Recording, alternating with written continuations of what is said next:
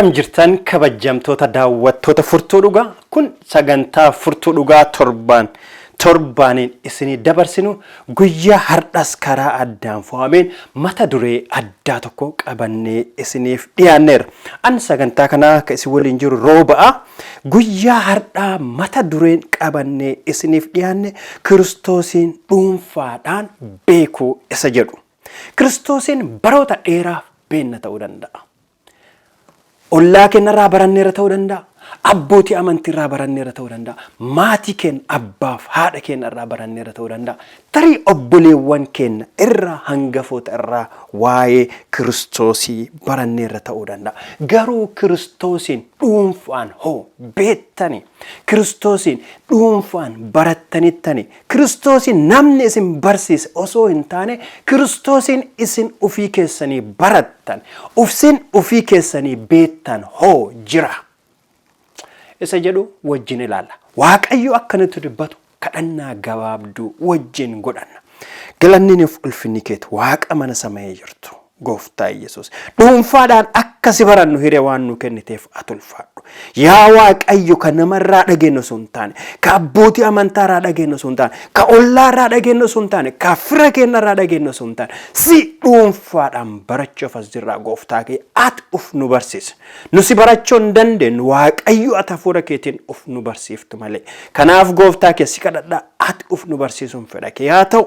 Ayyaanni keenya wajjin haa jiraatu maqaa Gooftaa Kiristoosiin Ameen.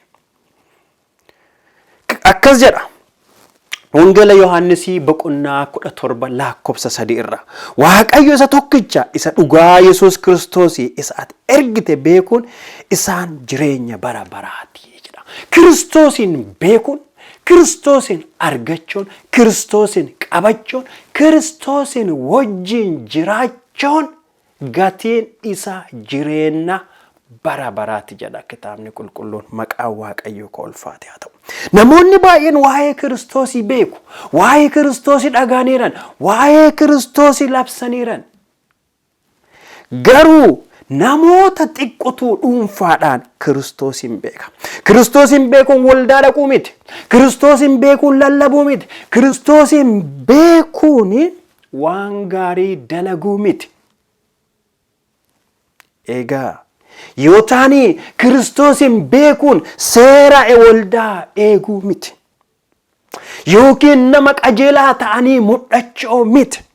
Egaa Roobaa yoo kunneen Kiristoosiin beekuu hin taane maalinni naan jechuu dandeetta. Kunneen hundumtinuu waan gaarii, waan dhalli namaa namni Kiristoosiin beeku gochuu qabu keessaa isa tokko. Waan gaarummaa namatti mul'isuun, waldaa dhaqanii waaqeffachuun waan gaarii. Garuu kana jechuun Kiristoosiin dhuunfaadhaan beekuu jechuu miti. Kiristoosiin dhuunfaan beekuun Kiristoosiin wajjin guyyaa hundumaa deemu. Ganama galgala guyyaa yeroo hunda Kiristoosiin wajjin deemu Kiristoosiin dhuunfaadhaan beekuu jedhamaa jechuudha. Isa amanachuun yeroo dukkanaa, yeroo wanni tokko mul'annetti, yeroo abdiin hin jirretti, yeroo boo'ichaa, yeroo gammachuu, yeroo hunda Kiristoosiin amananne, Kiristoosiin akka hiriyyaa keenyaa godhanne isa wajjin deemuun Kiristoosiin dhuunfaan beekuu nu dandeessisaa jechuudha. Kanaaf yeroo abdiin hin jirretti, yeroo bishaan hin burqinetti, biyya bonaa keessatti achittis Kiristoosiin wajjin jiraachuun Kiristoosiin dhuunfaan beekuu nu jechisiisa. Seenaa namicha tokko John Newton nama jedhamu seenaa tokko isinitti himuu barbaada. Namni kun bara 1725 biyya Ingilaandii keessatti dhalate hanga bara 1807tti nama jiraatee du'e ture. Seenaa isaa Google irra deemtanii namoonni dubbisuu dandeettan. Yoo dubbistan seenaa isaa bal'inaan argitan waa baay'ee irraa barattan. Namni kun haga waggaa 7 Kiristoosiin haadha isaa irraa baratee ture. Garuu haa ta'u haati isaa irraa duutee jennaani abbaa isaa waliin gara daldala garbaatitti gale. Yeroo san Afrikaa irraa gara biyya Ingilaandii namoota Afrikaa fidaa asitti gurguran ture. Gurbaan kun naannoo kanatti guddate. yeroo guddateetiin jedhu naannoo kanatti nama garjabeessa ta'e, nama hamaa ta'e, nama uf jajaa garjabeessa kan dhala namaatiif hin yaanne, kan lubbuu namaatiif hin yaanne, nama hamaa ta'ee guddate. Jireenyi isaa jijjiiramee jechuudha. Haala kanaan utuma jiru guyyaa tokko dooniin isaa haala hamaan qilleensaan raafamte seenaa isaa keessatti. Yeroo kana gara Waaqatti iyyate jedhu. Yaa waan dhana lubbuu koo nan balleessin, hiree tokko naa kenni. Waaqayyos kadhannaa isaa san dhagee gaabsane lubbuun isaa hin banne hin bahe namni kun. Yeroo achi baheetiin jedhe aagii galee gara Waaqaatitti deebi'e. Waaqaaf tajaajiluu jalqabe. Waaqa dhuunfaa isaatiin arge. Kiristoosiin dhuunfaa isaatiin beeke. Dura haadharraa baratee ture, dhageettaan ture. Kan nama irraa barate, kan nama irraa dhage sun harkaa bade. Amma garuu Kiristoosiin dhuunfaan beeke. Waa'ee Kiristoosii hin barate, waldatti deebi'ee aagii galee guyyaa hunda Kiristoosiin shaakaluu jala qabe. Namni kun Amazing Grace faaruu jedhe nama barreesse ture. Bara 17 keessa. Faarfannaan inni bara san barreesse hanga guyyaa har'aatitti qalbii namaa jijjiiraa jiraata. Booda irra paasterii ta'eeti. Namoota garba daldalan kana gorsee garbi daldalaa akka dhaabatu nama godhe keessaa nama tokko. Daldala garbummaa irraa gara bilisummaatti ce'e. Yeroo Kiristoosin qabaattani, yeroo Kiristoosin onnee keessan guutuun fudhattan, yeroo Kiristoosin dhuunfaan beettani, daldala garbaa irraa gara lallaba bilisummaatti deebitan. Hammeenna irraa gara waan gaariitti deebitan. Phaawulos ilaaluu hin dandeettan. Yeroo Kiristoosin hin beenne hoolota Waaqaa ari'aa ture. Nama garjabeessa ture. Nama hamaa ture Phaawulos illee. Yeroo Kiristoos isa qabe, yeroo Kiristoosin beeke, nama Kiristoosiif deebi'ee ari'amu ta'e. Kan nama tumaa ture sun, kan nama ajjeesaa ture tuni, nama tumamu ta'e, nama du'a dhiyeessu ta'e, nama isaa ajjeesuuf ari'an ta'e, maaf Kiristoosin dhuunfaa isaatiin waan beekeef jechuudha. Akkas jedhe Joon yeroo tokko faaruu isaa irratti yennaa barreesseetiin jedhu, yeroo tokko badee ture garuu amma argameera jedha. Seenaa ofiisan gara galee akka faaruutiin yoo barreessu. Yeroo tokko bal'aa ture garuu amma ijji kiyya ifeera jedha. Maqaan Waaqayyoo koo ulfaate haa ta'u. Kiristoosin yoo hin beenne nu hundumtinuu bal'a. Namni Kiristoosin ala jiru bal'a. Namni Kiristoosin ala jiru badee jira. Namni Kiristoosin ala jiru ijji isaa hin argitu. Kanaaf dura badee ture amma garuu argame jedhe. Hinnaa Kiristoosin hin qabne, hinnaa si waliin hin jirre san badee ture. Amma garuu waan si qabadheef, waan si amanadheef argameera. Hin mul'adha jedhe. Yeroo si wajjin hin turre san ijji koo bal'a hin argitu ture. Amma garuu waan si qabadheef ijji tiyya hin argiti jedhe. Obboleewwan kiyya, ijji keessan argaa jiramoo bal'a? Hin jirtammoo baddanii jirtan? Kiristoosin yoo jireenya keessan keessatti hin qabaan, Kiristoosin yoo dhuunfaadhaan hin beenne ta'e addas taanaan hin bannee jirra. Namoonni baay'ee waa'ee saantimii takkaata mana keessatti baddeessan. Namni baay'ee waldaa keessa jira. Garuu akkuma saantimii mana keessatti baddee hedduun keenya banneerra. Maaf? Kiristoosin dhuunfaan hin beennu. Kiristoosin ka beennu luba keenya irraa qofa beenna. Kiristoosin ka beennu hiriyyaa keenya qofaa irraa beenna. Jechaan beenna malee Kiristoosin dhuunfaan hin beennu. Kiristoosin dhuunfaan beekuun baay'ee barbaachisa anaaf isiniif. Kiristoosin dhuunfaan beekuun maali yoo jettanii na gaafattan? Tokkoffaa jaalala isaa beeku. Jaalala Kiristoos anaaf isiniif qabu san beekuun baay'ee barbaachisa. Kiristoos dhuunfaa kennaan nu jaalate. Kitaaba Roomee boqonnaa 5:8 irra dhaxxanii yoo laaltanitti jettan Waaqayyo garuu utuma nuyi cubbamaa taanee jirru Kiristoosiin du'uu isaatiin hammam akka nu jaalate agarsiisa jedha. Maqaa Waaqayyo ulfaate haa ta'u.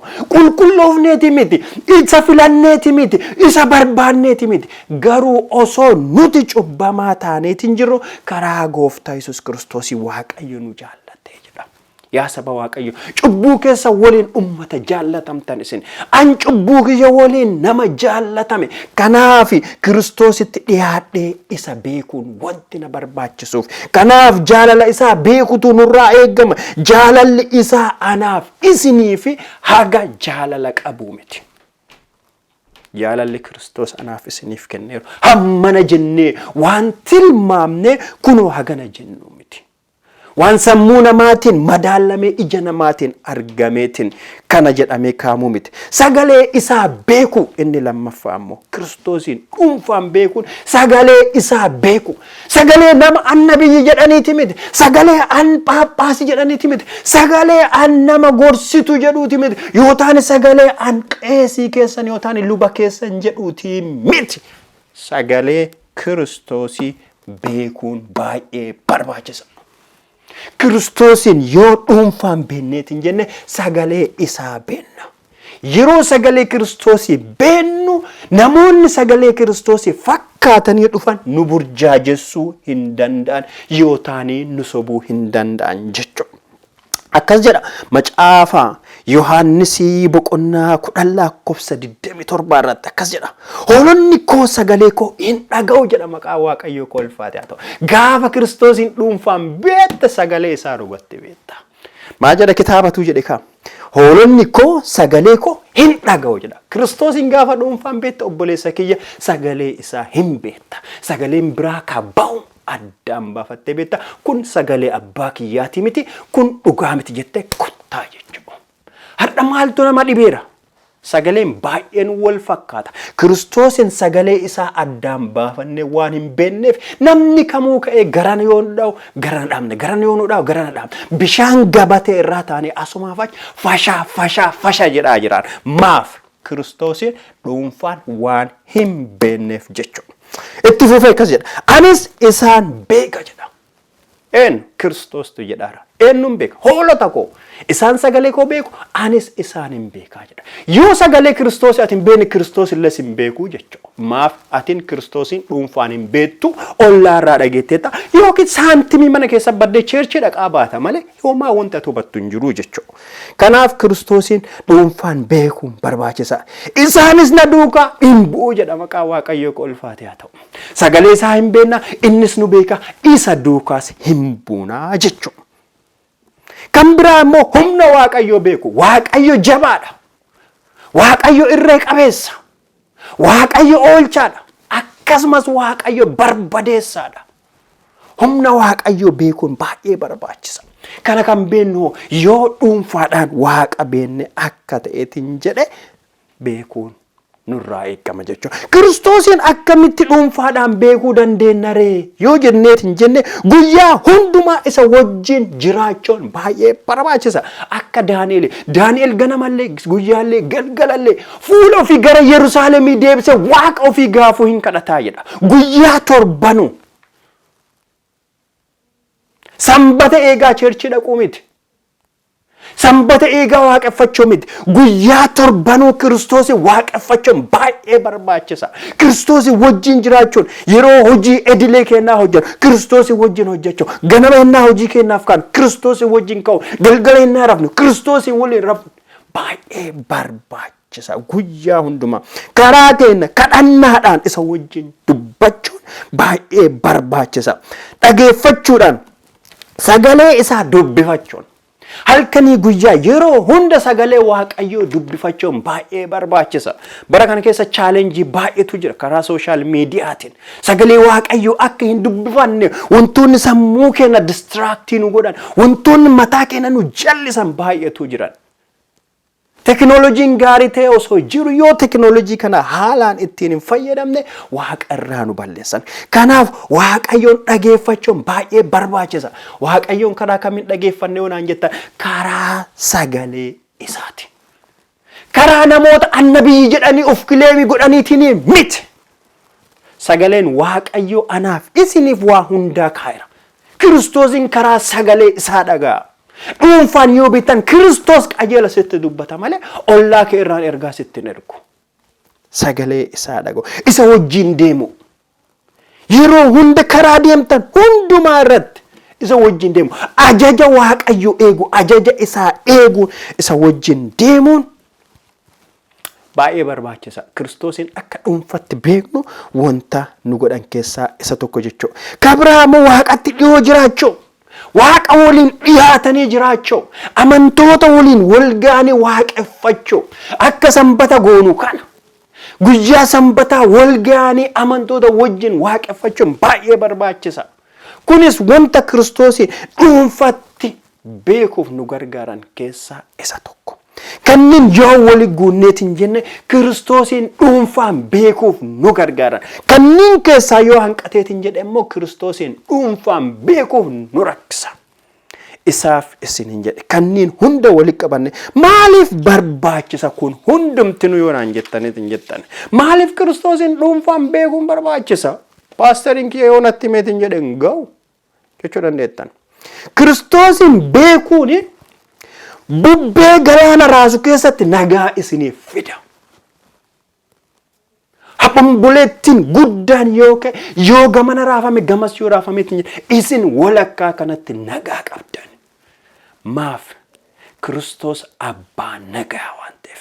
Maaf Kiristoos iddoo baqannaa keessanii waan ta'eef. Maaf Kiristoos iddoo keessan waan ta'eef. Ibidda keessatti nagaa qabaattan. Sidaaq Mishaaq Abdinaagoo yaadachuu hin dandeettan. Yeroo ibidda harka torbaa bobeessaniitiin jedhan kolfaa ibidda seenan. Maaf waaqayyoon dhuunfaa isaatiin waan beekan waan tureef. Waaqayyoon dhuunfaa keessanii yoo beektaniitiin jettan ibidda fiimaa keessa waaqaaf jettanii yoo deemtan hin gubattan. Gammachuun jiraattan. Onneen keessan onnee jijjiirame. Onnee namaaf gaddu. Onnee daldala osoo hin taane onnee bilisummaa labsu ta'a akka Jaannaataanidha Niwutaan. Akkas taataniitiin jettan. Kanaaf yaa saba waaqayyo boqonnaa dhugaa yoo argachuu feetan, hara galfii dhugaa yoo argachuu feetan, nagaa onnee keessan guutuu keessaa yoo qabaachuu feetan Kiristoosiin dhuunfaan beeka. Kiristoosiin dhuunfaan beekuun fooniifis hafuuraafis isin tajaajila. Dhumarratti mul'ata Yohaannisii boqonnaa 3 lakkoofsa 20 isinii dubbisees jecha kiyya fixa. Kunoo an balbala dura dhaabbadhee balbala nan rukutaara jedha Waaqayyo akkas isiniin jedha. Kunoo balbala kee dura dhaabbadhee balbala rukutaan jira jedha.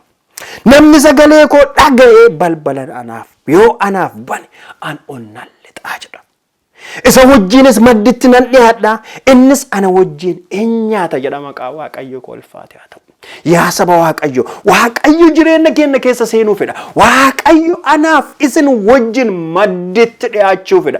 Yoo taane irbaatan wajjin nyaachuu fedha. Yoo taane mana keenya ol lixeen wajjin jiraachuu fedha. Balballi onnee keenya har'as boonummaan guutamtee cufamteetti moo hin banamteetti. Yaa nama sagalee kana dhagaatu Kiristoos balbala kee irra dhaabbatee balbala dhadhaara. Jalaa banuun ammoo kan keeti. Yoo jalaa banteetiin jette nagaatu mana kan kee seena. Yoo jalaa banteetiin jette fayyatu mana kan kee seena. Yoo nagaa jalaa banteetiin jette boqonnatu mana kan kee seena. Kanaaf obboleewwan kiyya obboleettiitii haadha abbaa kiyya. Gorsi an hadha isiniif qabu yoo jiraateetiin jedhe mul'ata 3:20 balbala Kiristoosiin jalaa bana. Kiristoos balbala keessan irra jira. Dhuunfaadhaan isa wajjin taa'aa irbaata nyaadha. Kiristoosiin namoonni baay'een diida irra akka isaaniif tolutti nutti lallaban osoo hin taane.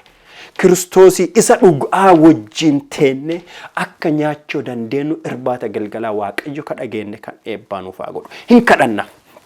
galanni ni fulfinni keetu waaqa mana samii jirtu waan nu barsiifteef gooftaa kiyya dhuunfaadhaan akkasi beennu waan nu beeksifteef maqaan kee ka ulfaate haa ta'u yaa waaqayyo balbala irra jira jetteetta kunoo onnee kenna si jalaa banne yaa waaqayyo ol seenteen waliin irbaata galgalaa nyaachuun fedha kee haa ta'u yaa waaqayyo nu jijjiruun fedha kee haa ta'u gooftaa kiyya mana keenya jijjiruun fedha kee haa ta'u rakkina mana keenya keessa jiru ati ol seentee argiteetta yaa waaqayyo qulqulleessuun fedha kee haa ta'u kunoo sitti kennine ati yaa waan ana mana keenya qulqulleessi jireenya keenya qulqulleessi hammeenya keenya qulqulleessi cubbuu keenya qulqulleessi yaa waaqayyo ceemalummaa keenya qulqulleessi ati gooftaa kiyya nagaadhaan nu guuti yaa waaqayyo jajjabinaan nu guuti yaa waaqayyo onnee garlaafettiin onnee bilisa taateen ati nu guuti si wajjin dhaabachuu akka dandeenyu siif akka faarsuu dandeenyu siif akka tajaajiluu dandeenyu si wajjin akka barootaaf jiraachuu dandeenyu ati nu gargaara gaafa deebitee dhuftu ammoo mata ulfina kan keetiif yaa waaqayyo samii irratti simatu akka nu gootu si kadhadha maqaa gooftaa Kiristoosiitiin aamen.